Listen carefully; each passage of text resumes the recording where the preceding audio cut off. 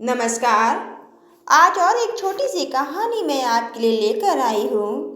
आज की कहानी है प्रसन्नता, खुशी। खुशी कहाँ है, मन की प्रसन्नता कहाँ है। जहाँ पर मन प्रसन्न है, शायद खुशी वहीं पर है। ऐसी ही एक कहानी है, चलिए शुरू करते हैं। एक बुजुर्ग थे, एक वृद्ध थी जिनके की एक पुत्र था और दोनों ही निर्धन थे और बहुत ही कठिनाई से अपना जीवन यापन किया करते थे। एक दिन उन वृद्ध ने और उनके पुत्र ने आपस में बात की। पुत्र ने अपनी माता से कहा कि माँ, यहाँ पर तो मेरे लिए कोई भी काम नहीं है जो मैं कर सकूं। क्यों ना अगर आप मुझे अनुमति दें तो मैं किसी दूसरे शहर चला जाऊं। हो सकता है कि मुझे वहां पर कोई काम मिल जाए और मैं पैसे कमाकर वापस आऊं। बूढ़ी माँ ने अपने बेटे को एक सिक्का दिया और थोड़ी सी रोटी भी यात्रा मार्ग के लिए दे दी और अपने बेटे को अनुमति दी कि वो दूसरे शहर में जाकर कुछ काम अपने लिए ढूंढ सके। इसके बाद पुत्र ने अपनी माँ से विदा ली और वह अपने घर से निकल गया। बेटा चलते चलते एक बाजार पहुंचा, जहां पर उसने एक वृद्ध व्यक्ति को देखा, एक बूढ़े व्यक्ति को देखा जो कि चिल्ला चिल्ला कर कह रहे थे कि कोई जो मेरे जीवन के सभी अनुभव ले ले और मुझे एक सिक्का दे दे। एक सिक्के में कोई मेरे जीवन के अनुभव ले ले, ऐसा वो कह रहे थे। लेकिन वहाँ पर कोई भी व्यक्ति उनकी आवाज़ नहीं सुन रहा था, उनकी बात नहीं सुन रहा था। इसी बीच उस युवक ने सोचा कि मेरे पास तो कुछ भी नहीं है, मेरे पास एक सिक्के के अतिरिक्त और कुछ भी नहीं है।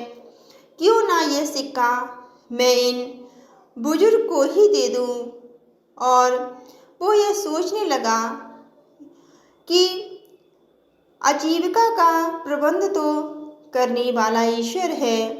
ऐसा सोचते हुए उस युवक ने वह एक सिक्का जो कि उसकी माँ ने उसे दिया था, उसने उस बूढ़े व्यक्ति को दे दिया। और सिक्का देते हुए उस युवक ने कहा कि आप कह रहे थे कि आप एक सिक्के के बदले अपने जीवन के अनुभव बताएंगे। अब आप मुझे अपने जीवन के अनुभव बताने का कष्ट कीजिए। उस वृद्ध व्यक्ति ने कहा कि कोई भी व्यक्ति अपनी वर्तमान स्थिति से संतुष्ट नहीं है, प्रसन्न नहीं है। हर कोई ये सोचता है कि क्यों ना मैं इस स्थान को छोड़कर किसी दूसरे स्थान पर चला जाऊं। हो सकता है कि वहाँ पर मुझे प्रसन्नता मिले, मेरा मन प्रसन्न हो, वो स्थान मेरे लिए इस स्थान से बेहतर हो। उस बूढ़े व्यक्ति ने ऐसा ही कुछ अनुभव अपने उस युवक के साथ साझा किए और वो वृद्ध व्यक्ति कहने लगे कि मेरे हिसाब से तो वही स्थान उचित है जहाँ पर मन को संतुष्टि मिले, मन को शांति मिले, मन प्रसन्न हो। क्योंकि मन की शांति और मन की प्रसन्नता महत्वपूर्ण है, ना कि कोई जगह या स्थान। उस वृद्ध व्यक्ति की बात सुनकर और वो युवक उनकी बात सुनकर उनसे बातचीत करके फिर अपनी यात्रा मार्ग पर आगे बढ़ चला। और चलते चलते वह एक जंगल में पहुंच गया, जहां पर उसने देखा कि बहुत से लोग एक कुएं के किनारे जमा हैं। उसने उन लोगों से पूछा कि क्या हुआ, आप सभी लोग यहाँ क्यों एकत्रित हैं। उन लोगों ने उस युवक को बताया कि मेरा कारवां इस उम्मीद से, इस आशा से यहाँ पर रुका था कि इस कुएं से पानी निकालकर हम पिएंगे। अब हम स्वयं भी प्यासे हैं और मेरे सभी पशु भी प्यासे हैं। हमने कुएं से पानी निकालने के लिए कई बार रस्सी को बाल्टी में बांध कर डाला, लेकिन हर बार रस्सी टूट जाने के कारण बाल्टी कुएं में ही गिर गई और हम सब प्यासे हैं, हमें पानी नहीं मिल सका। इसीलिए इस बात को जानने के लिए और उस बाल्टियों को वापस लाने के लिए हमने अपने एक व्यक्ति को भी कुएं में भेजा ताकि वह हमारी बाल्टियाँ वापस ला सके। लेकिन पता नहीं वह व्यक्ति भी वापस नहीं आया। ना जाने उस कुएं में ऐसा क्या है। उस युवक ने सोचा कि मैं तो घर से काम की ही तलाश में निकला हूँ, और उसने सोचा कि हो सकता है कि इन लोगों के पास मुझे कुछ काम मिल सके। ऐसा सोचते हुए उस व्यक्ति ने सोचा कि क्यों ना अपनी योग्यता का प्रदर्शन, अपनी क्षमता और योग्यता इन्हें दिखाई जाए। अपनी योग्यता का, अपनी क्षमता का प्रदर्शन इनके सामने किया जाए। हो सकता है हमें कोई अच्छा रोजगार मिल सके। ऐसा सोचते हुए उस युवक ने उन कारवा वाले लोगों से कहा कि अगर आप मुझे अनुमति दें तो मैं कुएं में जाकर देखता हूँ कि क्या हुआ है। उसने कारवा वालों से अनुमति ली और कारवा वाले पहले से ही डरे हुए थे। वो खुद कुएं में नहीं जाना चाहते थे, इसलिए उन्होंने युवक को तुरंत ही अनुमति दे दी और युवक की कमर में रस्सी बांधी और उसे कुएं में भेज दिया। वहां दीवार के सहारे धीरे धीरे जैसे ही वे पानी के निकट पहुंचा तो उसने एक काले देव को देखा, जिसे देखकर वो युवक डर गया और देव को देखकर वह नौजवान कुछ बोल ना सका। उसे कुछ भी नहीं सूझा। उसने देव को सलाम किया, नमस्कार किया। उस पर देव हंसा और बोला, सलाम, सुरक्षा लगता है, अच्छा लगता है। तुम मुझको एक सज्जन युवक लग रहे हो। मैं तुमसे बहुत प्रसन्न हूँ क्योंकि तुम एक अच्छे व्यक्ति लग रहे हो। क्या तुम मेरे प्रश्नों का उत्तर दोगे? उस काले देव ने उस युवक से कहा, मैं तुमसे एक प्रश्न करना चाहता हूँ, तुम मुझे उस प्रश्न का उत्तर दो। यदि तुमने मेरे प्रश्न का सही उत्तर दिया तो मैं तुम्हें यह अनुमति दूंगा कि तुम कुएं से पानी लेकर सुरक्षित वापस चले जाओ। यदि तुमने मेरी बात का सही उत्तर नहीं दिया तो मैं तुमको भी यही उन लोगों की भांति बंदी बना लूँगा जो कि तुमसे पहले इस कुएं में आए थे। ऐसे में युवक ने सोचा कि इस व्यक्ति को क्या परेशानी थी जो इन्होंने उन सारे लोगों को बंदी बना लिया। लेकिन फिर उस युवक ने सोचा कि इन सब बातों का कोई लाभ नहीं है। अब मुझको ईश्वर पर ही भरोसा करना चाहिए।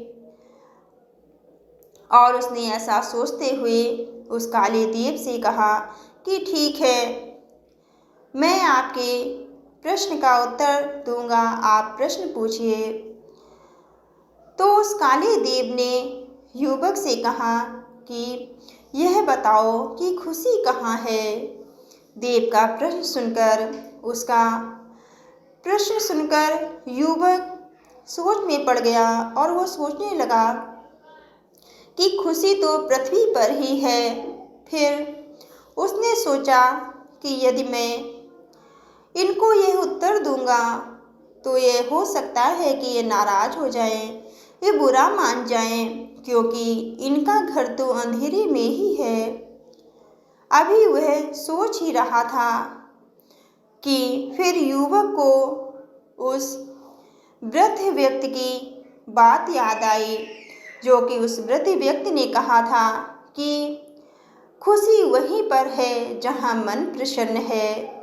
उसकी बात को सोचते हुए युवक के चेहरे पर चमक आ गई और उसने उस काले देव से कहा कि खुशी कहाँ है?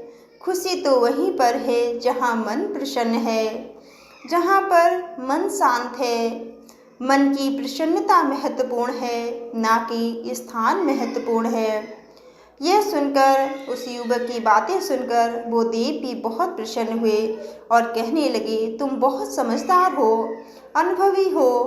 तुमसे पहले जिसने भी मेरे प्रश्न को सुना, उनमें से कोई भी मेरे प्रश्न का ठीक उत्तर नहीं दे सका। और सभी लोगों ने बताया कि प्रसन्नता, खुशी धरती पर है, जबकि मेरा घर तो यहाँ पर है और मैं यहीं पर खुश हूँ, मैं यहीं प्रसन्न हूँ, मैं यहीं पर रहना चाहता हूँ। तब देव ने कहा, जाओ बाल्टियों को ले लो, मैं तुमको 3 अनार दूंगा। अब तक, जब तक कि तुम अपने घर ना पहुंचना, इन अनारों की बात किसी को भी मत बताना। युवक ने देव का आभार व्यक्त किया, बाल्टियों को पानी से निकाला और बाल्टियां एकत्रित करके पानी भरकर उनको ऊपर पहुंचा दिया और वह व्यक्ति भी सुरक्षित वापस कुएं से बाहर आ गया। और उस व्यक्ति ने उस काले देव की बात, काले देव की सभी कहानी उन सभी कारवा वालों को सुना दी। और लेकिन उसने उन अनार के बारे में कारवा वालों को कुछ भी नहीं बताया और वो युवक उन कारवा वाले लोगों के साथ ही वापस अपने घर आ गया, अपनी माता के पास पहुंचा और वो बहुत प्रसन्न था। उसकी माँ अपनी बेटी को देखकर बहुत खुश हुई और कहने लगी, मुझे आशा नहीं थी कि इतनी जल्दी तुम वापस आ जाओगे। तो युवक ने अपनी माँ को सारी बात बताई और कहने लगा कि मुझे काम मिल गया है, मैं उन कारवां वालों के साथ ही वापस जाऊंगा, उन्होंने मुझे काम दे दिया है। ऐसा कहकर माँ और बेटी ने खाना खाया और बातें करते हुए, माँ थकी हुई थी, वो सो गई। युवक ने अपनी जेब से उन अनारों को निकाला और एक अनार को काटा तो अनार के दाने बहुत ही चमक रहे थे, जो जगमगाते रत्न की भांति थे। युवक को पता चला कि अनार के दाने बहुमूल्य रत्न हैं। यह जानकर वह बहुत खुश हुआ। वह कारवां के साथ यात्रा पर नहीं गया, उसने कुछ रत्न लिए और उन्हें जाकर बाजार में बेच दिया।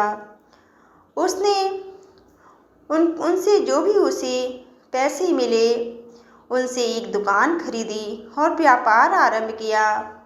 जब भी लोग किसी ऐसे व्यक्ति को देखते हैं जो कि अनुपयुक्त स्थान पर रहता है, जैसे कि वो वृद्ध व्यक्ति रहते थे जिनसे कि वो युवक मिला था, जब भी कोई ऐसा व्यक्ति जो अनुपयुक्त स्थान पर रहता हो, उसकी आय कम हो, वो ठीक प्रकार से रहता ना हो, उसके लिए रहने की सही व्यवस्था ना हो, जरूरी चीज़ें ना हो, ऐशो आराम ना हो, तो उसे अक्सर लोग, और ये सब के बावजूद भी यदि वो खुश हो तो लोग यही कहते हैं कि खुशी कहाँ है? खुशी वहीं है जहाँ मन प्रसन्न है।